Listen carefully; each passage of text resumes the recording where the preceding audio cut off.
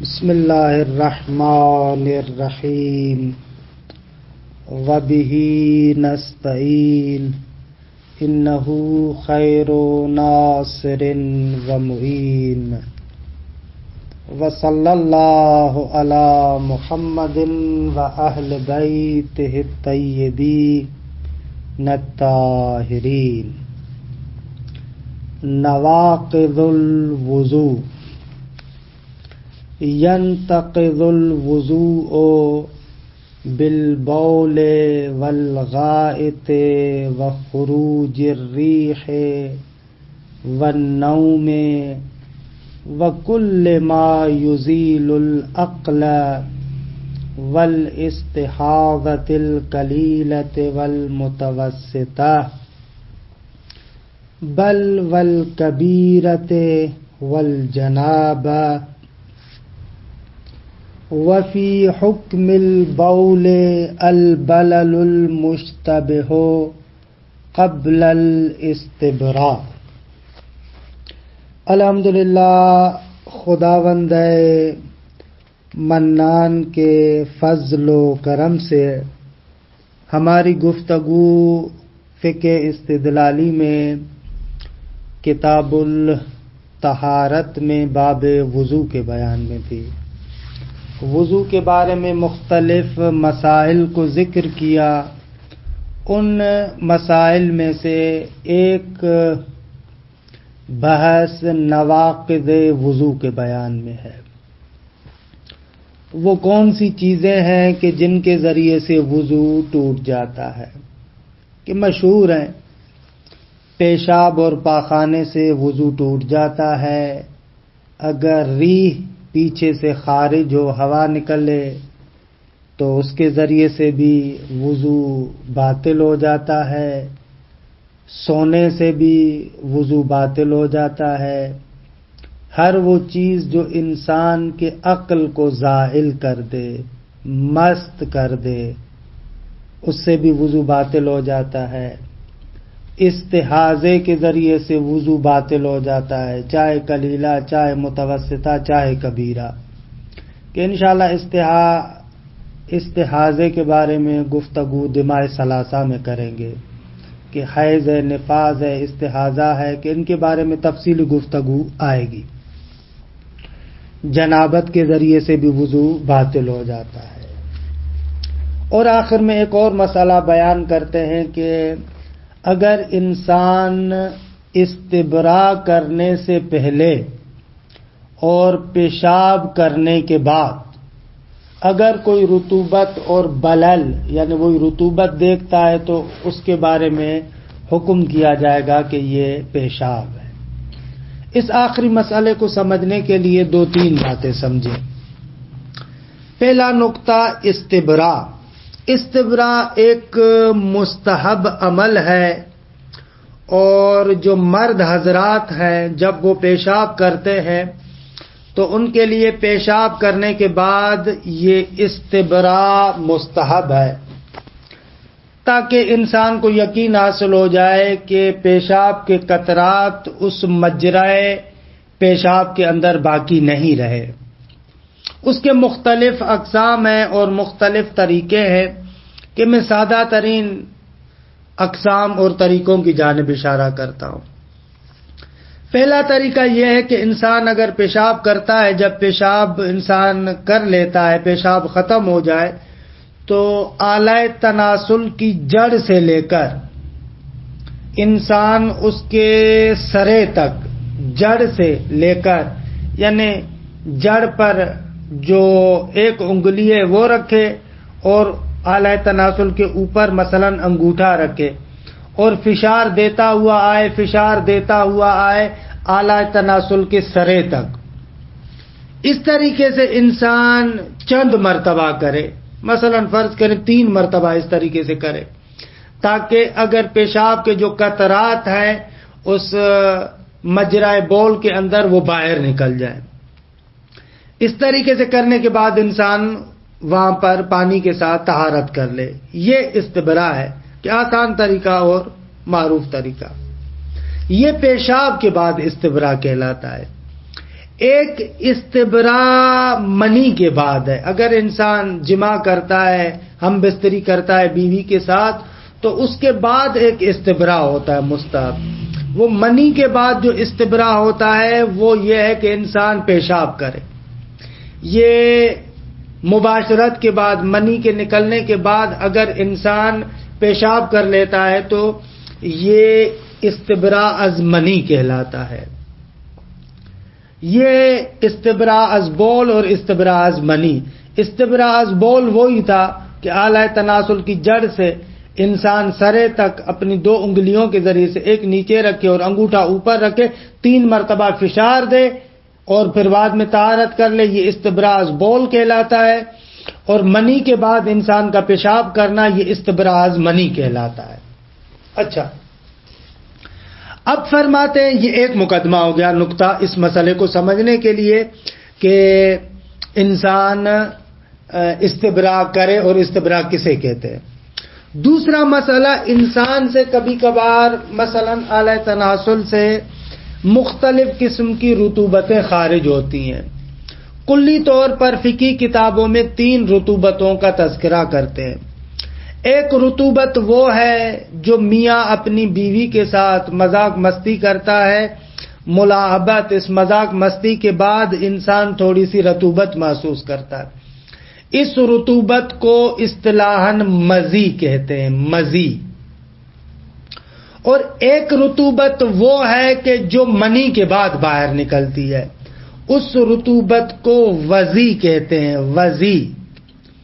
اور ایک رطوبت وہ ہے الحمدللہ، ایک رطوبت وہ ہے جو پیشاب کے بعد نکلتی ہے، اس کو ودی کہتے ہیں، ودی. پس یا مزی ہے یا وضی ہے یا ودی ہے. مزی اس رطوبت کو کہتے ہیں جو ملاعبت اور کھیل مذاق کے بعد نکلتی ہے، میاں بیوی سے کھیلتا ہے، بعد میں رطوبت نکلتی ہے، اسے مزی. منی کے بعد جو نکلے وہ وضی، پیشاب کے بعد جو نکلے اس کو ودی کہتے ہیں. اب مسئلہ یہ بیان کرتے ہیں کہ اگر انسان پیشاب وغیرہ کرتا ہے لیکن استبرا نہیں کرتا، لیکن بعد میں تھوڑی دیر کے بعد دیکھتا ہے کہ رطوبت خارج ہوئی ہے، تو یہ والی رطوبت پیشاب کے حکم میں ہوگی اور اس کے ذریعے سے وضو باطل ہو جائے گا. اچھا، مصنف آتے ہیں ان نواقض وضو کے مستندات کو ذکر کرتے ہیں.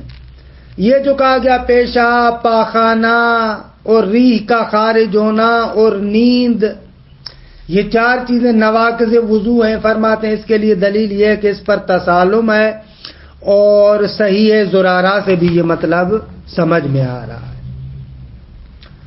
اسی طریقے سے ہر وہ چیز جو انسان کے عقل کو زائل کر دے، مست کر دے، جیسے مسکرات، نشے آور چیزیں استعمال کرے انسان، یا بے ہوشی کی مثلا انجیکشن لگوائے، تو اس سے بھی وضو باطل ہو جاتا ہے.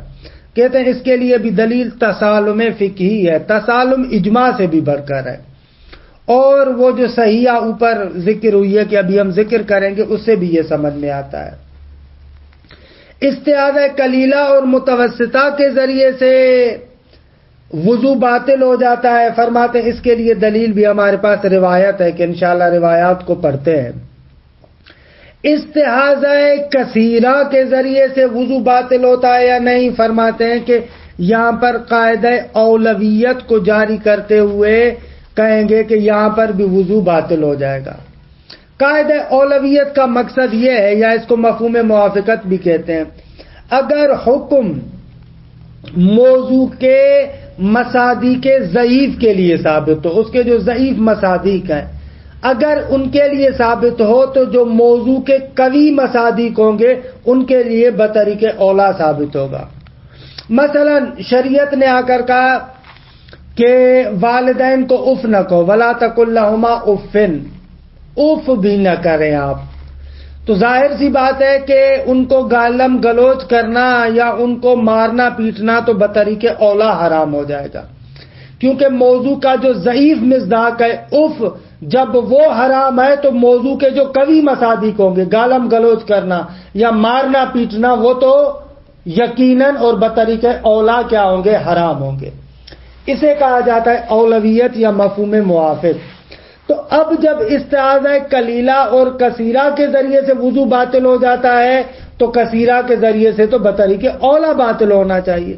جب کلیلہ اور متوسطہ کے ذریعے سے وضو باطل ہے تو کثیرہ کے ذریعے سے بطریق اولا باطل ہونا چاہیے. اچھا، منی کے خارج ہونے کے ذریعے سے بھی وضو باطل ہوتا ہے. فرماتے ہیں کہ اگر وہ جماع کے ذریعے سے ہے، خوب اس پر تو واضح طریقے سے ہمارے پاس دلیل موجود ہے. انشاءاللہ روایات کو پڑھتے ہیں. آخر میں جو یہ بات بیان کی کہ بھائی اگر استبراء کرنے سے پہلے اگر کوئی مشتبہ رطوبت ہو، پتہ نہیں پیشاب ہے یا غیر پیشاب ہے، تو یہاں پر کیا ہوگا؟ ہم نے کہا تھا کہ یہ بول کے حکم میں ہے اور اس کے ذریعے سے وضو باطل ہو جاتا ہے. کہ انشاءاللہ اس روایت کا صحیح محمد بن مسلم ہے، اس کے مفہوم کے ذریعے سے اس نقطے کو ثابت کرتے ہیں. کہ عبارت کو تھوڑا سا دیکھیں.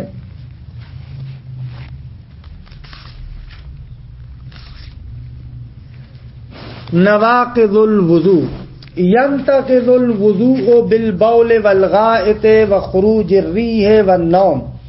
وضو باطل ہو جاتا ہے پیشاب، پاخانہ اور ہوا کے خارج ہونے سے اور نیند کے ذریعے سے. وَكُلِّ مَا يُزِيلُ الْعَقْلَ، اور ہر وہ چیز جو انسان کے عقل کو زائل کرے، مست کرے، نشہ آور چیز مثلا. والاستحاضۃ القلیلۃ والمتوسطہ، کہ عرض ہوا کہ استحاضہ قلیلہ، متوسطہ اور کثیرہ کیا ہے؟ یہ دماء ثلاثہ میں گفتگو آئے گی کچھ ہی دنوں میں. استحاضہ قلیلہ اور متوسطہ سے بھی وضو باطل ہوتا ہے. بل والکبیرہ، بلکہ کبیرہ کے ذریعے سے بھی. والجنابت، اور جنابت کے ذریعے سے بھی وضو باطل ہو جاتا ہے. یہ ہو گئے نواقض وضو. وفی حکم البول البلل المشتبہ قبل الاستبراء، فرماتے ہیں کہ پیشاب کے حکم میں ہے وہ رطوبت کے جو استبراء سے پہلے خارج ہوتی ہے. والمستند فی ذالک، دلیل کیا ہے؟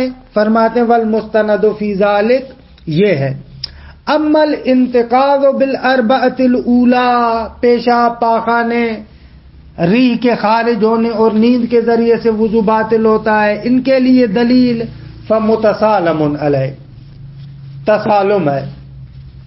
ویستفاد من صحیحۃ زرارہ، اور صحیح زرارہ سے سمجھ میں آتا ہے.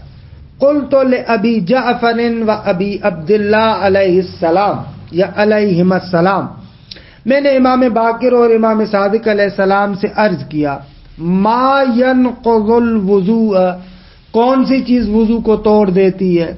فقالا، دونوں معصوموں نے فرمایا: ما یخرج من طرفیک الاسفلین من الذکر والدبر من الغائط والبول او منی او ریح. فرماتے ہیں کہ دونوں نے فرمایا کہ جو تمہارے نیچے والے دونوں حصوں سے نکلتے ہیں، یعنی اعلی تناسل سے اور دبر سے جو خارج ہوتا ہے، پاخانہ ہے، پیشاب ہے، منی ہے، ہوا ہے، یہ وضو کو توڑ دیتے ہیں. والنوم، اور اسی طریقے سے نیند بھی وضو کو توڑ دیتی ہے. حتی یذهب العقل، یہاں تک کہ انسان بالکل نیند میں ہو جائے اور عقل زائل ہو جائے. عقل زائل ہو جائے یعنی کوئی شعور وغیرہ نہیں رہتا. وغیرہ من الاخبار الکثیرہ، اس کے علاوہ بھی اور بہت ساری روایات ہیں. وَأَمَّا الْإِنْتِقَاضُ بِمَا يُزِيلُ الْعَقْلَ، ہر وہ چیز جو عقل کو زائل کر دے اس کے ذریعے سے بھی وضو باطل ہوتا ہے. فَأَمْرٌ مُتَسَالَمٌ عَلَيْهِ، وہ امر متسالم ہے یعنی اجماع ہے اس پر. وَيُمْكِنُ أَن يُسْتَفَادَ مِنْ ذَيْلِ الصَّحِيحَةِ الْمُتَقَدِّمَةِ، یہ جو صحیح زرارہ ذکر کیا اس کے آخر میں ذیل میں جو آیا تھا وَالنَّوْمُ حَتَّى يَذْهَبَ الْعَقْلُ، اگر مفہوم غایت کو مان لیا جائے تو اس سے بھی آپ اس حکم کو لے سکتے ہیں کہ نوم یہاں تک کہ اس کی عقل زائل ہو جائے، پس معیار ناقضیت وضو کے لیے یہ ہے کہ وہ چیز آپ کے عقل کو زائل کر دے. اب نوم نیند اس کا ایک مصداق ہے، مسکرات نشہ آور چیزیں دوسرا مصداق ہے. اس سے بھی آپ استفادہ کر سکتے ہیں. وجہ استفادہ عرض کیا غایت کے باب سے وارد ہو. وَأَمَّا الْإِنْتِقَاضُ بِالْإِسْتِحَاضَةِ الْقَلِيلَةِ، استحاضہ قلیلہ کے ذریعے سے وضو باطل ہوتا ہے. دیکھیں استحاضہ قلیلہ یہ ہے کہ وہ خاتون روئی اپنے اس مقام پر رکھتی ہے لیکن خون اس روئی کے اندر داخل نہیں ہوتا. یہ استحاضہ قلیلہ ہے کہ انشاءاللہ تفصیلات بعد میں آئیں گی.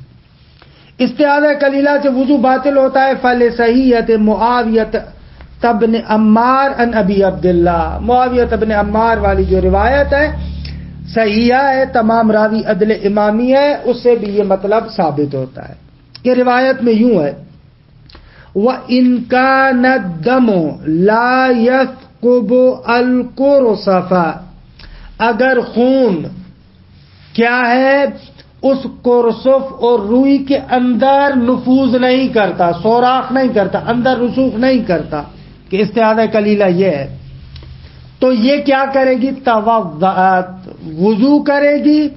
ودخلت المسجد، مسجد میں جا سکتی ہے. وصلت كل صلاة بوضوء، اسی ایک وضو کے ذریعے سے ہر نماز پڑھ سکتی ہے. وَأَمَّا الْإِنْتِقَاضُ بِالْإِسْتِحَاضَةِ الْمُتَوَسِّطَةِ، استحاضہ متوسطہ کے ذریعے سے وضو باطل ہوتا ہے. متوسطہ یعنی جب وہ خون اس روئی کے اندر داخل ہو جاتا ہے، کراس نہیں کرتا لیکن داخل ہو جاتا ہے. وَأَمَّا الْإِنْتِقَاضُ بِالْإِسْتِحَاضَةِ الْمُتَوَسِّطَةِ فَلِمُوَثَّقَةِ سُمَاعَةَ عن ابی عبداللہ. موثقہ سماعہ کہ یہ روایت ایسی ہے کہ راوی قابل اعتماد تو ہے لیکن سارے کے سارے عدل امامی نہیں ہے، قابل اعتبار ہے. المستحاضۃ اذا ثقب الدم القرصف، کہ اگر خون نفوذ کر لے، داخل ہو جائے اس روئی کے اندر. اغتسلت لکل صلاتین، ہر دو نمازوں کے لیے ایک غسل کرے گی اور فجر کے لیے ایک غسل کرے گی. زور عصر کو ساتھ پڑھ رہے تو اس سے پہلے ایک غسل کرے گی. مغرب و عشاء کے لیے ایک غسل کرے گی اور فجر کے لیے ایک غسل کرے گی. وَإِن لَمْ يَجُزِ الدَّمُ الْقُرْصَفَ فَعَلَيْهَا الْغُسْلُ لِكُلِّ يَوْمٍ مَرَّتَانِ، اگر وہ جو خون ہے وہ اس روئی سے کراس نہ کرے. دیکھیں اوپر جو ہے نا المستحاضۃ اذا ثقب الدم القرصف، کہ یہ تقریباً وہ ہو جاتی ہے مستحاضہ کبیرہ کہ خون اس روئی سے کراس کر جاتا ہے، اس میں سوراخ کر لیتا ہے. دیکھیں تین ہے نا، مستحاضہ قلیلہ، متوسطہ، کثیرہ. قلیلہ یعنی خون اس روئی میں داخل نہیں ہوتا. متوسطہ خون روئی میں داخل ہوتا ہے لیکن کراس نہیں کرتا. کثیرہ روئی میں داخل ہو کر کراس کر جاتا ہے. یہ ہے. تو اوپر والا جو حصہ تھا المستحاضۃ اذا ثقب الدم القرصف، یہ مستحاضہ کثیرہ ہو گئی. لیکن اوپر جو تھا کہ اصلا نفوذ نہیں کرتا تو وہ مستحاضہ قلیلہ ہے. لیکن دخول اس میں یعنی روئی میں داخل تو ہوتا ہے خون لیکن کراس نہیں کرتا، یہ متوسطہ ہے. ہر ایک کا حکم جدا ہے. قلیلہ میں یہ ہے کہ بابا ہر نماز کے لیے وضو کرے گی، اس وضو کے ذریعے سے نماز پڑھ سکتی ہے. کثیرہ کے لیے یہ ہے کہ ہر دو نمازوں کے لیے ایک وضو اور فجر کی ہر دو نمازوں کے لیے ایک غسل اور فجر کے لیے ایک غسل. اور متوسطہ کا حکم کیا ہے ابھی بیان کریں. وَإِن لَمْ يَجُزِ الدَّمُ الْقُرْصَفَ، اگر خون اس قرصف سے تجاوز نہ کرے، فَعَلَيْهَا الْغُسْلُ لِكُلِّ يَوْمٍ مَرَّةً، تو دن میں ایک مرتبہ غسل کرنا پڑے گا اس متوسطہ کو. وَالْوُضُوءُ لِكُلِّ صَلَاةٍ، اور ہر نماز کے لیے وضو کرے گی. پس متوسطہ دن میں ایک غسل کرے گی اور ہر نماز کے لیے وضو کرے گی. کثیرہ ہر دو نمازوں کے لیے ایک غسل اور فجر کے لیے ایک غسل. اور جو قلیلہ ہے وہ وہی جو عام طور پر ہوتا ہے اس کلیلہ کے بعد وضو کر کے ہر نماز پڑھ سکتی ہے۔ تو پس جب کلیلہ کے بعد بھی امام علیہ السلام کہتے ہیں کہ وضو کرے گی، متوسطہ کے بعد بھی وضو کرے گی، اس کا مقصد یہ کہ دونوں ناقض ہیں۔ لیکن کثیرہ کے بارے میں صراحت سے وضو کی بات نہیں آئی۔ کثیرہ کے بارے میں یہ ہے کہ ہر دو نمازوں کے لیے ایک غسل اور فجر کے لیے ایک غسل، کثیرہ اور کبیرہ کے لیے ایسے ہے۔ وَأَمَّا الْمُسْتَحَاضَةُ الْكَبِيرَةُ، پھر آیا یہ ناقض وضو ہے یا نہیں، تو ہم قاعدہ اولویت کو لے کر آئیں گے۔ فَيُمْكِنُ الْقَوْلُ بِعَدَمِ وُجُوبِ الْوُضُوءِ فِي حَقِّهَا بَلْ عَلَيْهَا الْغُسْلُ 3 مرات فقط، بلے اس کبیرہ والی کے لیے ہم کہتے ہیں وضو واجب نہیں ہے، لیکن 3 مرتبہ دن میں غسل کرنا ضروری ہے اس کے لیے۔ لیکن اس کا مقصد یہ نہیں ہے کہ وہ ناقض وضو نہیں ہے، اس کو جداگانہ وضو کرنے کی ضرورت نہیں ہے، اس لیے کہ مثلا غسل قائم مقام وضو ہو جاتا ہے۔ جیسے جنابت میں ہے نا، انشاءاللہ پڑھیں گے، جنابت کے بعد وضو نہیں کیا جاتا۔ اب اس کا مقصد اب یہ نہیں کہ جنابت ناقض وضو نہیں ہے۔ یہاں پر جب کلیلہ اور متوسطہ ناقض وضو ہے تو کبیرہ قاعدہ اولویت کی بنا پر بطریق اولا ناقض وضو ہے، لیکن اس کے لیے وضو نہیں کرنا پڑتا۔ کیوں؟ اس لیے کہ غسل اس کا قائم مقام ہو جاتا ہے۔ فَيُمْكِنُ الْقَوْلُ بِعَدَمِ وُجُوبِ الْوُضُوءِ فِي حَقِّهَا، بلے اس کے لیے ہم کہتے ہیں کہ وضو واجب نہیں ہے، بل علیہ الغسل 3 مرات فقط، 3 مرتبہ فقط غسل کرنا ہے، جیسے روایت میں تھا۔ کما تدل بوضوء علی ذلک الموثقہ، جیسے کہ اس مطلب پر واضح طریقے سے یہ موثقہ سماع اس پر دلالت کرتی ہے۔ لیکن مسئلہ یہ ہے هل ينتقض وضوءها باستحاضتها، لیکن استحاضہ کبیرہ کی وجہ سے وضو باطل ہوتا ہے یا نہیں؟ لا يبعد ذلك، بعید نہیں کہ وضو باطل ہو جاتا ہے۔ تمسکا بالاولویہ، قاعدہ اولویت سے تمسک کرتے ہوئے، جب ایک حکم موضوع کے ضعیف مصادیق کے لیے ثابت ہے تو جو اقوی مصادیق ہیں ان کے لیے بطریق اولا ثابت ہوگا۔ یہ مفہوم اولویت بھی کہتے ہیں، قاعدہ اولویت بھی کہتے ہیں، اس کا معنی یہی ہے۔ اور یہ قیاس نہیں ہے، یہ ظہور کے اقسام میں سے ہے۔ دیکھیں مفہوم اولویت قیاس نہیں ہے کہ آپ کبیرہ کو متوسطہ اور کلیلہ پر قیاس کر رہے ہیں، نہ، ایک ہی موضوع ہے۔ جب موضوع کے ضعیف افراد کے لیے حکم ثابت ہے تو جو اقوا ہے ان کے لیے بطریق اولا ثابت ہوگا۔ بھائی ماں باپ کو اف کہنا حرام ہے تو ان کو گالی گلوچ کرنا اور مارنا پیٹنا بطریق اولا حرام ہے۔ فَإِنَّ الْقَلِيلَةَ وَالْمُتَوَسِّطَةَ إِذَا كَانَتْ نَاقِضَةً، جب استعاذہ کلیلہ اور متوسطہ ناقض ہے تو فَبِالْأَوْلَى الْكَبِيرَةَ، تو کبیرہ جو ہے وہ کیا بطریق اولا ناقض ہوگا۔ غایتہ، خوب اگر یہ ناقض ہے تو پھر وضو کیوں نہیں ضروری؟ فرماتے ہیں کہ لا یجب علیہ الوضوء لاجزاء الغسل عن ذلک، وضو اس پر اس لیے نہیں ہے کہ غسل اس وضو کے قائم مقام ہے۔ وَإِنْ كَانَ الْاحْتِيَاطُ بِفِعْلِهِ أَمْرًا مُنَاسِبًا، اگرچہ احتیاط کے عنوان سے امر مناسب ہے کہ وضو بھی کر لے، بل لازماً، بلکہ لازم ہے، تحفظاً من مخالفت المشہور القائل بذالک، مشہور کی مخالفت آغا نہیں کرنا چاہتے کیونکہ مشہور اس کے قائل ہے کہ وضو بھی کرنا ہے، لہذا ہم بھی کہتے ہیں کہ آپ شہرت کی بنا پر، احتیاط لازم کے بنا پر آپ یہ بھی کریں۔ دیکھیں یہاں سے پتہ چلتا ہے یہ جو ہمارے بزرگان احتیاط لازم، احتیاط واجب، احتیاط مستحب ذکر کرتے ہیں، کن مقامات پر ذکر کرتے ہیں؟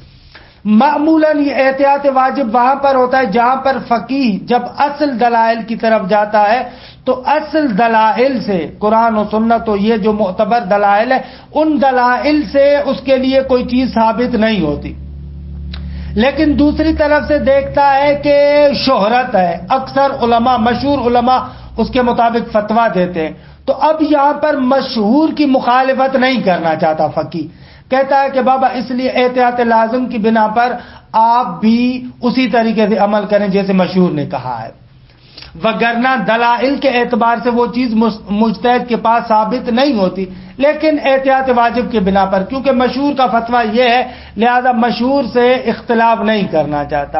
ہو سکتا ہے جو میں نے ان دلائل کی بررسی کی ہو مجھ سے اشتباہ ہو گیا ہو.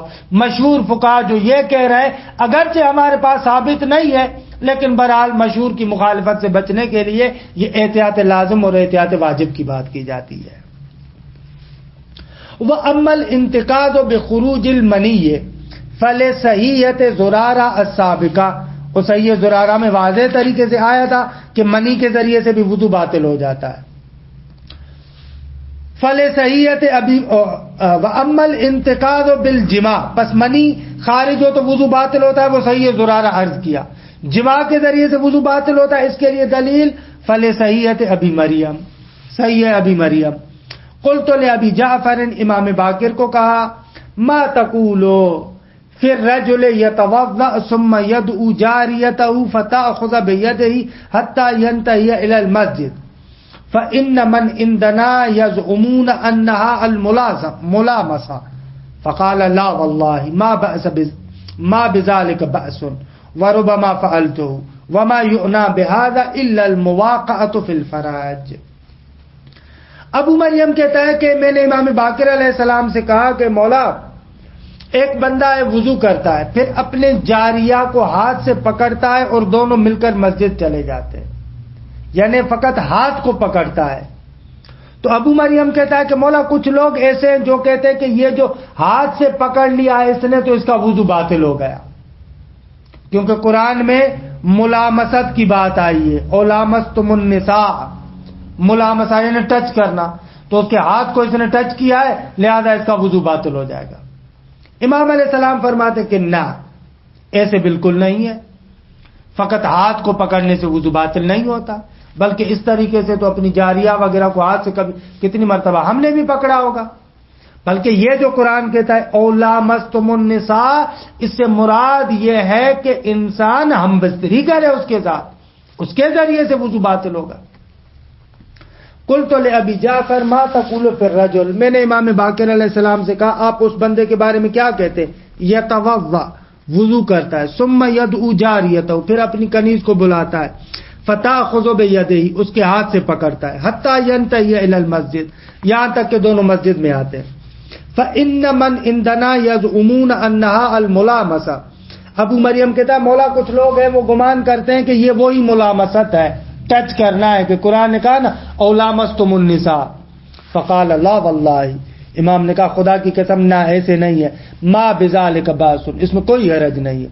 وربما فعلتہ، چہ بسا کبھی ہم نے بھی ایسے کیا ہو، ہاتھ سے پکڑا ہو وضو کے بعد. وما یعنا بہذا، یہ جو لامستم النساء ہے، ملامسہ ہے، اس سے مراد نہیں ہے مگر المواقعۃ فی الفراج، فی الفرج، فرج کے اندر ہم بستری کرنا ہے. آخری مسئلہ، وَأَمَّا الْبَلَلْ الْمُشْتَبِهَ قَبْلَ الْإِسْتِبْرَاءِ هُوَ بِحُكْمِ الْبَوْلِ. ہم نے کہا کہ استبراء کرنے سے پہلے اگر کوئی رطوبت خارج ہوتی ہے تو وہ پیشاب کے حکم میں اور ناقض وضو ہے. فَلِلرِّوَایَاتِ الْحَاكِمَةِ بِانْتِقَاضِ الطَّهَارَةِ أَوْ بِبَوْلِيَّةِ الْمُشْتَبِهِ. فرماتے ہیں کہ یہاں پر دلیل وہ روایات ہے کہ جو مثلا کہتی ہے کہ